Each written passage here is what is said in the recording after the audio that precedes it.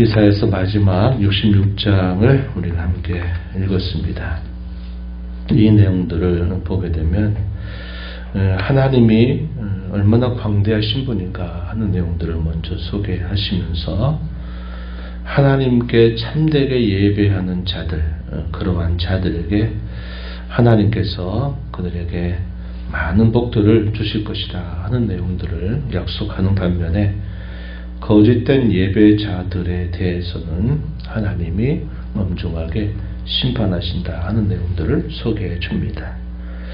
이어지는 말씀에서 하나님께서 보내실 그 메시아를 이 땅에 보내시게 될 때 이제 그 메시아로 말미암아 일어나게 될 일들, 한편으로는 구원, 또 한편으로는 심판이 일어날 것이다 하는 사실들을 말씀합니다. 그리고 하나님께서 그 메시아를 통해서 이루시는 그 일을 통해서 그 하시는 일들이 민족적인 민족적으로 제한되지 않고 모든 열방으로부터 하나님을 섬기는 자들이 돌아오게 될 것에 대해서 예언하는 말씀이 소개가 되고 있습니다. 먼저 앞부분의 내용을 한번 살펴보겠습니다. 1절 말씀에 가서 보시면 여호와께서 이와 같이 말씀하시되 하늘이 나의 보좌, 땅은 나의 발판이다. 너희가 나를 위하여 무슨 집을 지으랴? 내가 안식할 처소가 어디랴? 이렇게 말씀했습니다. 이 말씀은 신약 성경에서도 여러 차례 인용이 되는 중요한 구절 중에 하나가 됩니다. 대개 신들을 위해서 만든 신전, 그런 신전은 이방 세계에 있어서는 신들이 그곳에 임재하는 곳이다 이런 생각을 합니다. 그러나 이스라엘 백성들이 섬기는 하나님은 비록 성전이 있다 하더라도 그 성전 안에 제한되는 분이 결코 아니다 하는 겁니다. 그 하나님은 하늘을 그의 보좌로 삼으시는 분이다. 땅은 마치 그 보좌 아래 발판과 같다. 그래서 하나님이 모든 세상에 있어서 가장 광대하시고 충만하신 하나님이시다는 사실을 밝혀주고 있습니다. 그래서 성전이라고 하는 곳에서 그들이 제사를 드리고 하나님을 예배할지라도 그 성전 안에 계신 분으로 하나님을 제한할 수 없는 분이다 하는 겁니다. 그래서 하나님이 정하신 장소에서 예배는 하되 하나님을 향하여 갖는 그들의 마땅한 자세는 이 하나님의 광대하심과 이 하나님의 충만하심을 항상 생각하고 하나님 앞에 예배해야 된다는 사실을 보여주고 있습니다. 그래서 이 말씀을 통해서 볼 때도 구약시대도 마찬가지고 신약시대로 오게 되면 하나님이 어떤 한 곳에 마치 제한된 것이냐 생각할 수 없다는 거죠. 그래서 하나님의 구원의 역사 속에서 구약시대 때는 이 성전이라고 하는 곳을 지정하셔서 하나님을 예배하게 하시지만 이 신약시대로 오게 되면 이 성전이라고 하는 것이 사라져 버립니다. 그리고 오늘 우리가 말씀 후반부에서 읽듯이 열방 가운데서 하나님을 예배하는 자들이 일어나게 될 것을 말씀하고 있는 것입니다. 구약시대 또한 마찬가지였다는 겁니다. 비록 하나님이 예루살렘 중앙성소라고 하는 곳에 하나님을 제사하도록 예배하도록 하나님 말씀하셨다 하더라도 그것 안에만 제한된 분으로 결코 하나님을 제한해서는 안 된다 하는 사실을 보여줍니다. 이방의 종교에 물들어버린 이 하나님의 백성들은 이런 하나님에 대한 폭넓은 생각을 갖고 하나님 앞에 제사하고 예배하지 않고 이방 종교의 영향을 그대로 따라하면서 하나님을 마치 이방의 한 신들 중에 하나처럼 이렇게 대하는 일들이 있게 되면서 그들이 외적으로는 제사를 드리지만 그러나 그들의 내면적인 모습에 있어서는 하나님을 참되게 제사하는 일이 되지 않았다 한 겁니다. 그래서 우리가 읽어가는 말씀에 여기 보면 3절에 보시면은 이렇게 표현했어요. 소를 잡아 드리는 것이 살인함과 다름이 없이 한다. 어린 양으로 제사 드리는 것이 계목을 꺾음과 다름이 없이 한다. 드리는 예물은 돼지 피와 다름이 없이 하고 분향하는 것은 우상을 찬송함과 다름이 없이 행하는 그들은 자기의 길을 택하며 그들의 마음은 가증한 것을 기뻐한다. 그것이 거짓된 예배자들의 태도였다는 사실을 보여주고 있는 겁니다. 겉으로는 소를 잡아 드리죠. 어린 양으로 제사를 드립니다. 그리고 예물을 드려요. 또 찬송도 합니다. 그러나 그 속마음은 우상에게 하는 그 태도와 아무것도 다를 것이 없는 식으로 하나님 앞에 제사를 하는 거죠. 그들은 그렇게 생각할 겁니다.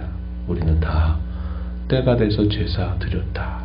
또 우리는 하나님이 말씀하신 제물을 가지고 우리는 그 제물의 희생을 통해서 제사를 드렸다. 그러면서 그저 자기 만족에 겨워하는 그러한 자들이 얼마나 많았겠느냐 하는 겁니다. 그러한 것들에 대하여 하나님이 심판하시겠다 하는 말씀을 하시는 겁니다. 4절에 보면 나 또한 유혹을 그들에게 택하여 주며 그들이 무수한 것을 그들에게 임하게 할 것이다. 이렇게 표현했습니다.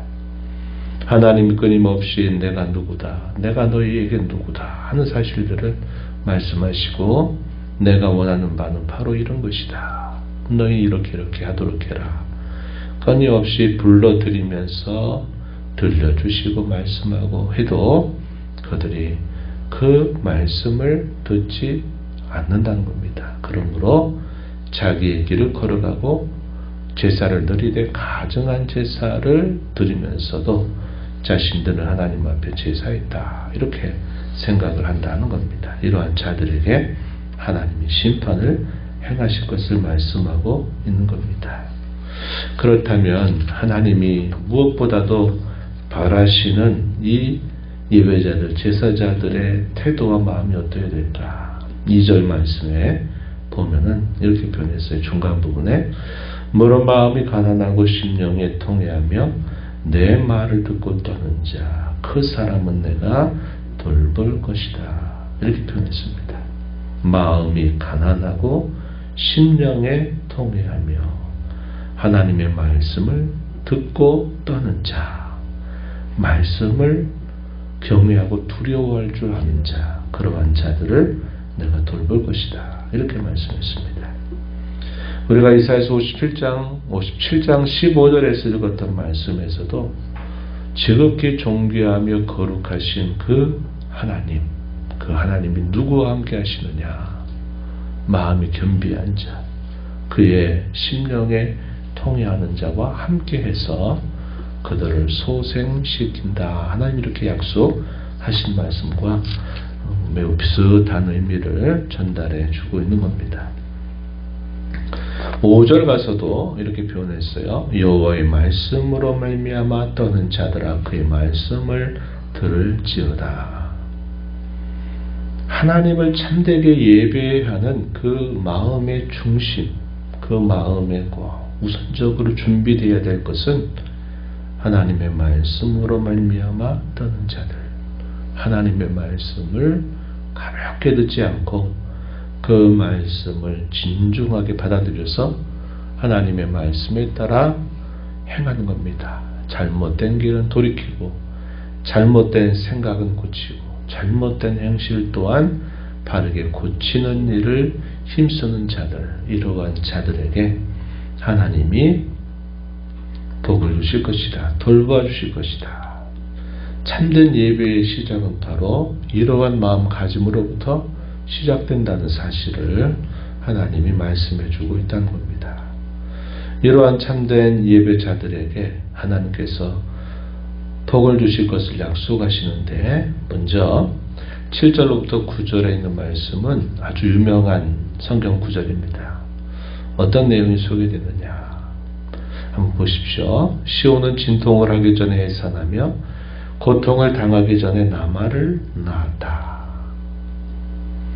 또 8절 그 부분에 시온은 진통하는 즉시 그 아들을 순산하였다. 이렇게 또 표현했습니다. 9절에서 내가 아이를 갖도록 하였은즉 해산하게 하지 아니하겠느냐. 내 하나님이 이르시되 나는 해산하게 하는 이인즉 어찌 태를 닫겠느냐. 갑자기 등장하는 말씀처럼 보이죠. 시온이 나말을 낳는다. 이게 무슨 말일까요?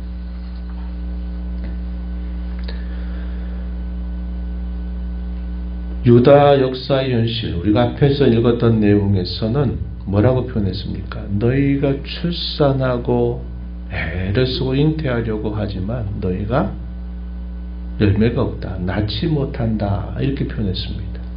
유다의 역사의 결말은 열매가 없는 그러한 결말을 나타냈다. 이렇게 표현해요. 그런데 오늘 말씀에서는 반대입니다. 시온이 진통하기 전에 해산했다. 또 순산했다. 이렇게 표현했고 여호와께서 해산하게 하는 자인즉 어찌 태를 닫겠느냐. 이렇게 표현했습니다.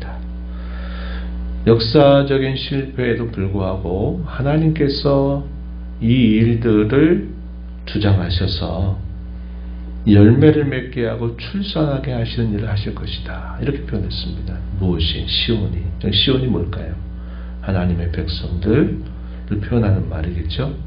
이것은 하나님께서 때가 될 때 하나님이 약속하신 메시아를 출생하게 하시겠다 하는 것에 대한 위대한 약속입니다. 그래서 시온이 나말을 낳았다라는 말은 하나님께서 그의 백성들 가운데서 하나님이 약속하신 메시아를 보내실 것을 약속하시는 내용이 되는 겁니다. 그래서 구약의 역사, 비록 그 역사의 내용은 실패의 역사이지만 하나님은 그 구약의 역사를 통해서 결국 메시아를 출생하게 하는 태반 역할을 하도록 하나님이 이 구약의 역사를 이끄셨다 하는 것을 보여줍니다. 그래서 사람은 실패하여도 하나님이 하신 그 약속은 결코 실패치 않고 하나님이 약속하신 일을 마침내 이루게 하신다 하는 겁니다. 곧 이 땅에 메시아가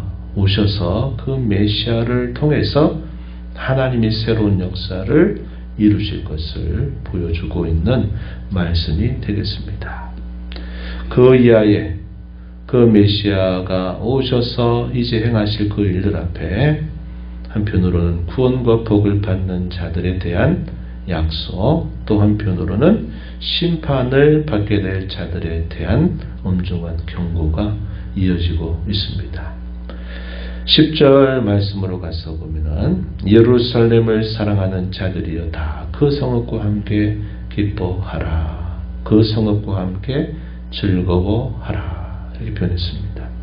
그 성을 위하여 슬퍼하는 자들이여 다 그 성의 기쁨으로 말미암아 그 성과 함께 기뻐하라. 예루살렘도 뭘 표현할까요? 하나님 백성들을 상징하고 있는 표현이죠. 오늘날로 말하면 뭘 말할까요?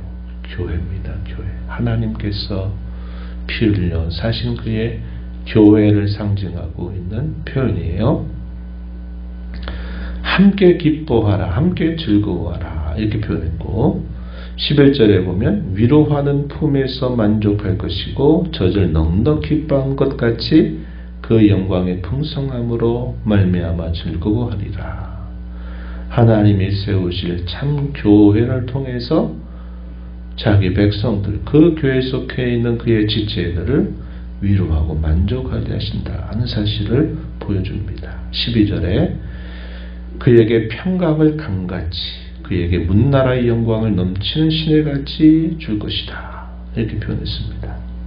또 13절에 어머니가 자식을 위로하는 것처럼 내가 너희를 위로할 것이다. 너희가 예루살렘에서 위로를 받을 것이다. 이렇게 표현합니다. 역시 이것도 오늘날 주께서 세우신 참된 교회를 통해서 그 교회에 속해 있는 신자들에게 참된 위로를 줄 것이고 평강을 주시리라고 하시는 약속을 표현하고 있다 하는 겁니다. 또 한편으로는 뭐라고 말씀하느냐, 거기에는 열방에 속해 있는 나라들이 그곳에 들어오게 될 것을 말씀하시는 내용이 소개되고 있습니다. 18절 가서 보면, 내가 때가 이르면 먼 나라와 언어가 다른 민족들을 모을 것이다. 그들이 와서 나의 영광을 볼 것이다. 이렇게 표현했습니다. 먼 나라가 나의 영광을 볼 것이다. 이렇게 표현했어요. 그래서 하나님이 장차 세우실 그 예루살렘, 참 예루살렘에는 혈통적으로 이스라엘 사람들만 아니라 모든 나라에서부터 그 곳으로 들어오게 되리라 하는 말씀을 주고 있다 하는 겁니다. 20절에서도 이스라엘 자손이 예물을 깨끗한 그릇에 담아 여호와의 집에 드림같이 그들이 너희 모든 형제를 문나라에서 나의 성산 예루살렘으로 말과 수레와 규자와 노새와 낙타에 태우다가 여호와께 예물을 드릴 것이다. 또 그 가운데서 제사장과 레위인을 삼으리라. 이렇게 표현합니다. 이것은 이 메시아를 통해서 이루신 이 구원의 역사로 말미암아 모든 열방들이 그곳에 함께하게 되리라 하는 말씀을 하시는 것입니다. 그러나 또 한편 하나님께서 그 메시아를 통해서 행하실 심판을 받는 자들에 대해서도 엄숙한 경고를 남기고 있다 하는 것이죠. 오늘 이 말씀의 내용들은 바로 하나님께서 자기 백성들에게 무엇을 원하시는가, 그것은 우리가 앞에서 읽었던 말씀처럼 마음이 가난하고 심령에 통회하며 말씀을 듣고 떠는 자들이 참 예배자로서 하나님을 예배하기를 하나님이 바라신다.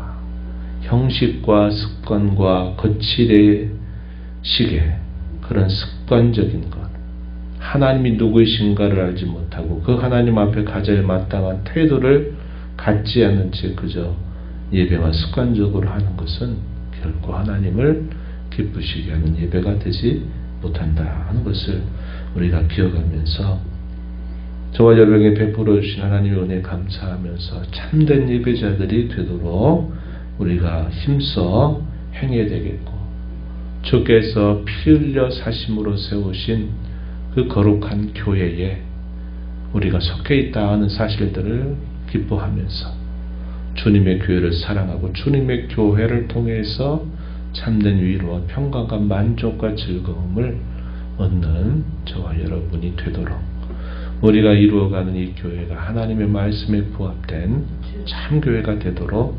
기도하면서 또 이 교회를 사랑하고 이 교회를 통해서 주께서 베푸신 풍성한 은혜를 누리는 저와 여러분이 되기를 바랍니다.